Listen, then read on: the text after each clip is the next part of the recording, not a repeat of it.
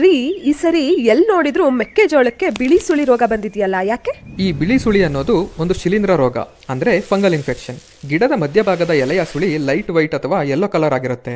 ಈ ರೋಗ ಬರೋದಕ್ಕೆ ಪ್ರಮುಖ ಕಾರಣ ಅಂದ್ರೆ ಏಕಬೆಳೆ ಪದ್ಧತಿ. ಒಂದೇ ಜಮೀನಲ್ಲಿ ಪದೇ ಪದೇ ಜೋಳ ಬೆಳೆಯೋದ್ರಿಂದ ಫಂಗಸ್ ರೋಗಾಣು ಮಣ್ಣಿನಲ್ಲಿ ಜಾಸ್ತಿ ಆಗಿರುತ್ತೆ. ಮತ್ತೆ ಇದು ಗಾಳಿಯಲ್ಲಿ ಕೂಡ ಹರಡುತ್ತೆ. ಬಿತ್ತನೆ ಮಾಡೋ ಮುಂಚೆ ಶಿಲೀಂಧ್ರನಾಶಕದಿಂದ ಬೀಜೋಪಚಾರ ಮಾಡಿದ್ರೆ ಈ ರೋಗನ ಸ್ವಲ್ಪ ತಡೆಗಟ್ಟಬಹುದು.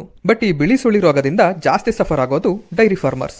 ಇವಾಗ ಜೋಳದ ಸೈಲೇಜ್ ಮತ್ತೆ ಫೀಡ್ ಹಾಕಿ ಹಸು ಸಾಕೋದು ಸಖತ್ ದುಬಾರಿ ಆಗೋಗಿದೆ. ಎಲ್ಲಾ ರೇಟ್ ಜಾಸ್ತಿ ಆದ್ರೂ ರೈತರಿಗೆ ಹಾಲಿನ ದರ ಅಷ್ಟೇ ಇದೆ. ಇದಕ್ಕೆ ಪರಿಹಾರ ಅಂದ್ರೆ ನಾವು ಹಸು ಸಾಕಾಣಿಕೆಯಲ್ಲಿ ಖರ್ಚು ಕಮ್ಮಿ ಮಾಡ್ಕೋಬೇಕು. ಜೋಳದ ಸೈಲೇಜ್ ಬದಲು ಕೊಂಬು ನೇಪಿಯರ್ ಸೈಲೇಜ್ ಮಾಡ್ಕೋಬೇಕು. ಈ ಕೊಂಬು ನೇಪಿಯರ್ ನಲ್ಲಿ 60% ಜೋಳದ ಪೌಷ್ಟಿಕಾಂಶ ಇದೆ. ಮತ್ತೆ ಪ್ರೋಟೀನ್ಗೋಸ್ಕರ ಕುದುರೆ ಮೆಂತೆ ಅಥವಾ ಬೇಲಿ ಮೆಂತೆ ಬೆಳ್ಕೋಬೇಕು. ಹೌದು, ಈ ತರದ ಆಲ್ಟರ್ನೇಟಿವ್ಸ್ ಇದ್ರೆ ಹೈನೋದ್ಯಮ ಮಾಡೋದಕ್ಕೆ ಸಾಧ್ಯ. ಇಲ್ಲ ಅಂದ್ರೆ ಈಗಿನ ಪರಿಸ್ಥಿತಿಯಲ್ಲಿ ಹೈನುಗಾರಿಕೆ ತುಂಬಾ ಕಷ್ಟ.